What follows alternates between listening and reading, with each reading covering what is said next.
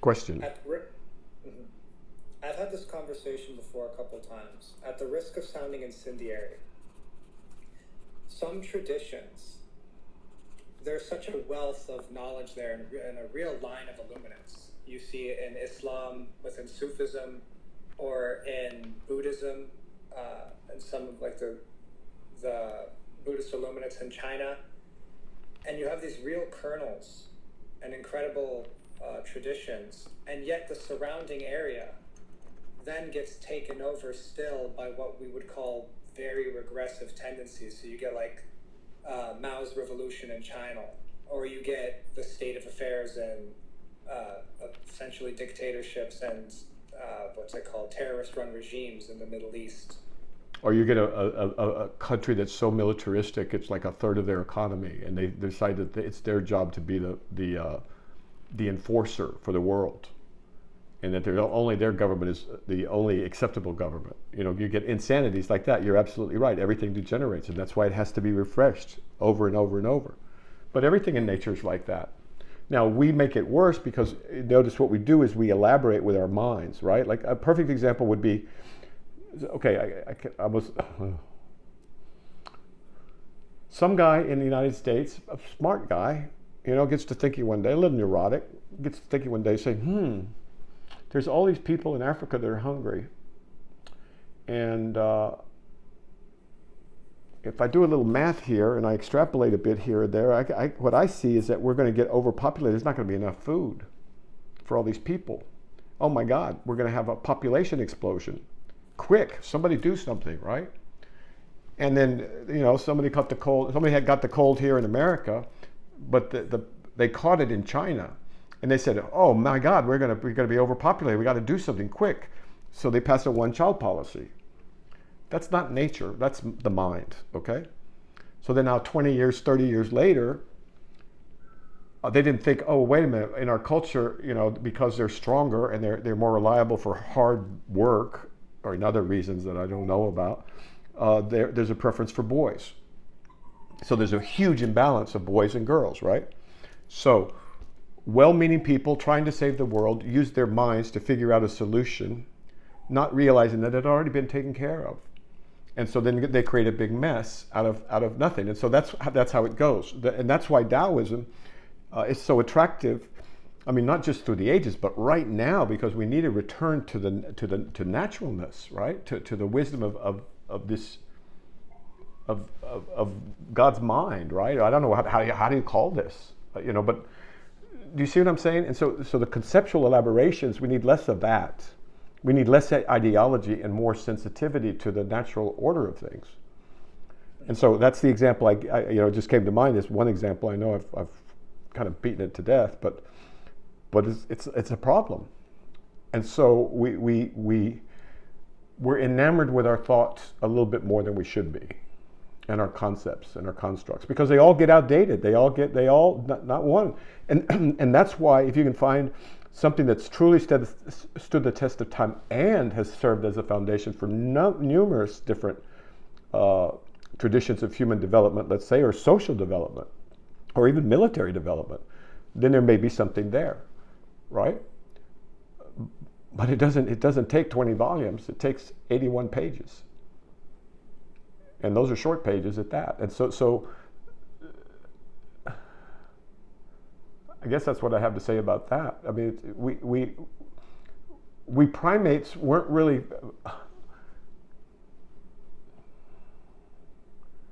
I was thinking earlier. I was contemplating. I was wondering what would happen if you in a tribe of monkeys, right? You gave them a few, like maybe a hammer, maybe some rocks or bowling balls, or any number of things that aren't particularly part of their usual environment. What kind of monkey business might they get into? They probably would too, but we'd do it worse because of our conceptual faculties. Does that make sense? Yeah. Okay. Yeah. I have a follow-up. Okay. What then do you use? What do you use your intellect for? It's not my intellect. What do you use intellect for?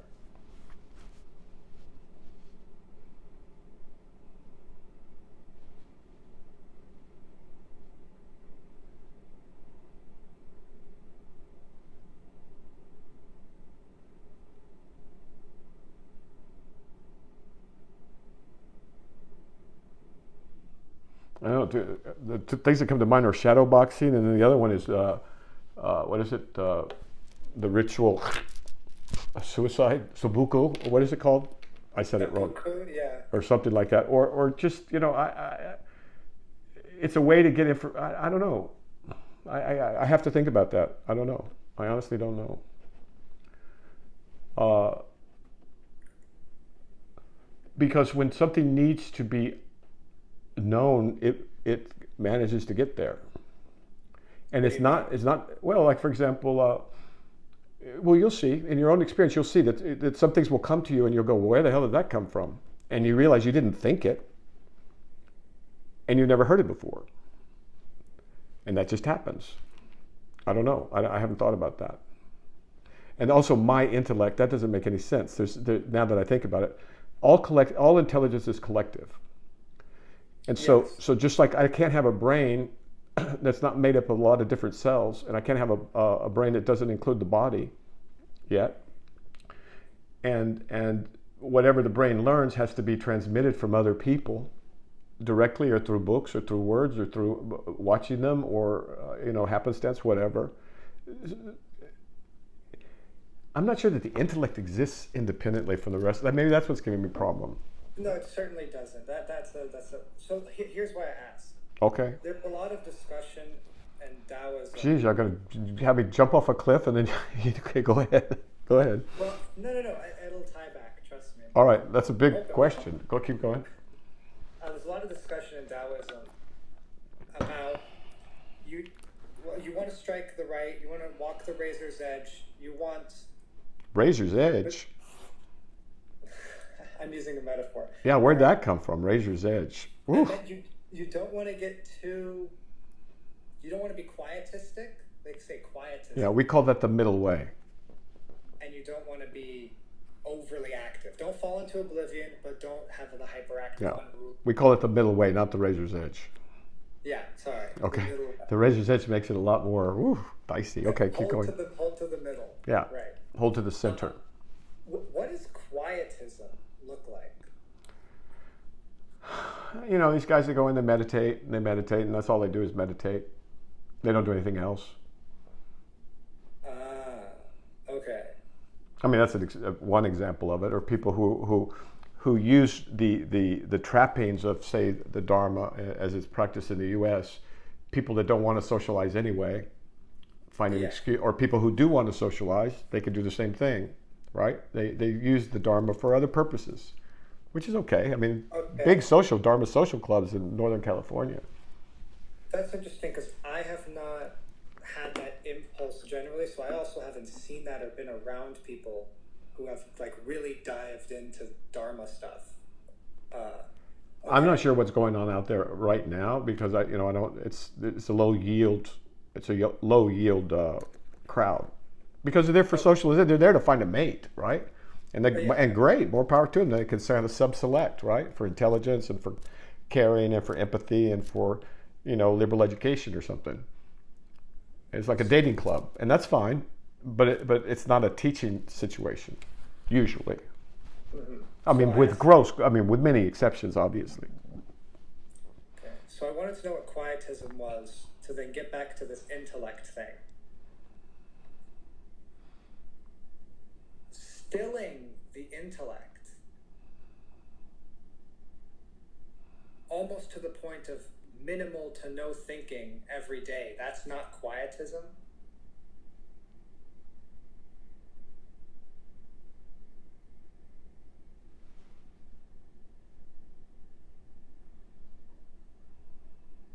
As you said that, I just watched one of my thoughts fly by.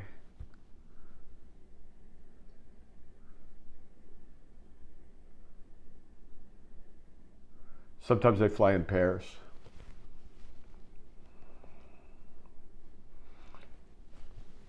You could call it quietism, you could call it not quietism. Why does it matter? What's the context?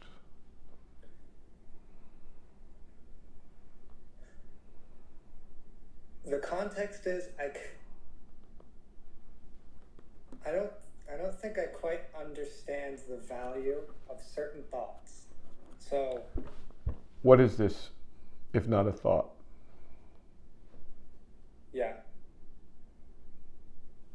What's the problem? At the moment, it has no value whatsoever. But when I put it against the paper and it makes lines, then it seems to have a function. Hmm.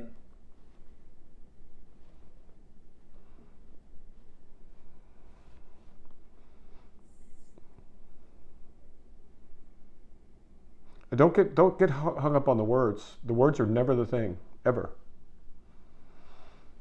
Words are limited and limiting. So quietism could mean any number of different things. It could be that someone's just socially anxious and they don't want to face anybody. And quietism could be playing video games, for 12 hours a day. I mean, depending on who you're talking to and what context, nothing. Just the word like that, boom. What can you do? Yes. So you can be very quiet and still. I mean,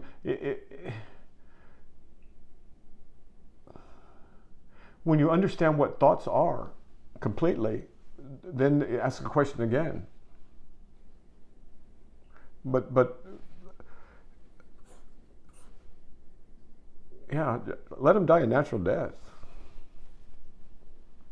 I mean, there may be better ways to do it. I don't know, but with me, it took a while to just let them die a natural death.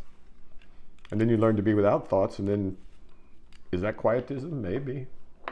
So Depends on who. It depends on what and who is flying by, right? So do you how feed quiet any? it is.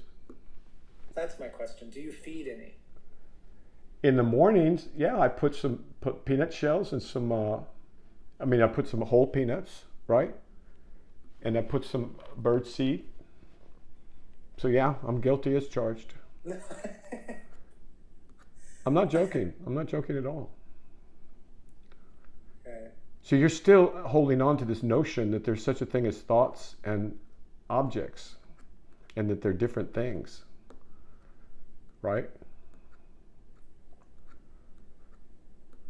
And yeah, so yeah, I think a little more time thinking about where they come from, the thoughts, and where they go to. That'd be good. And then say, well, wait a minute. Okay, so let's try something here.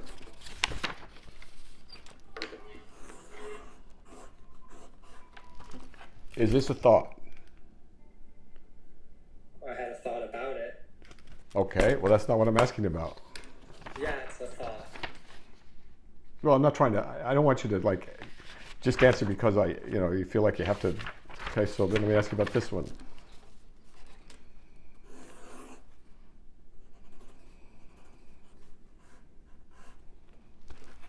Is that a thought? Yeah, the picture. So I guess it's a thought. Yeah, I don't immediately say thought to things I see. Why not? Because we use the word perception, right? Yeah, but if it's a complex perception, a bird flying by, then how do we draw the line between those two?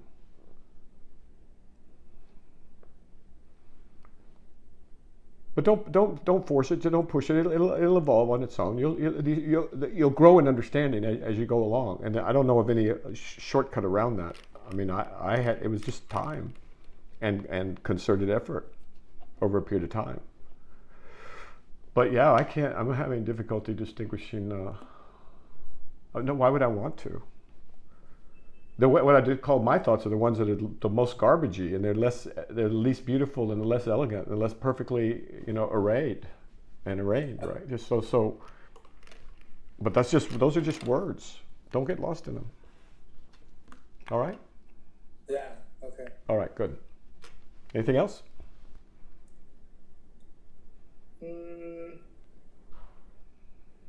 Oh yeah, this one.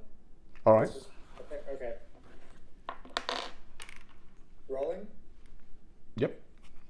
well can people fake illumination?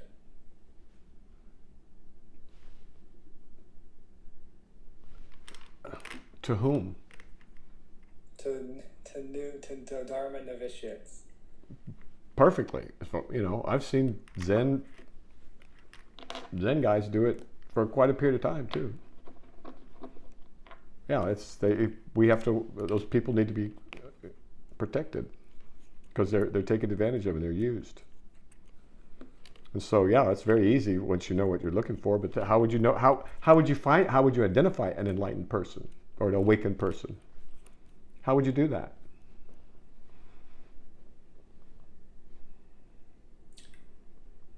As of right now, by enough written word kind of helps out, but just walking by, I don't think I could distinguish an enlightened person from... Probably not. And yet people go around looking for enlightened teachers, but they have no idea what to look for. And sometimes they look for exactly the wrong thing. And you'll see it around all the time, right? And so you'll just learn. You'll see this, and it'll be very apparent. So people have no way of knowing how far people are along this whatever you want to call it, but yet they're very quick to make assumptions based on things like dress and the speech and whether or not they're so calm, so peaceful. You know, they base it on the basis of temperament, which is okay. I mean, you know, it's not. But it's not a matter of temperament. Some people are very meek and gentle and wonderful, soft. Others are more different. Okay, I'm gonna have to stop because yeah. Okay. But any last one before we stop? Anything hanging over? Yeah, that reminded me of the question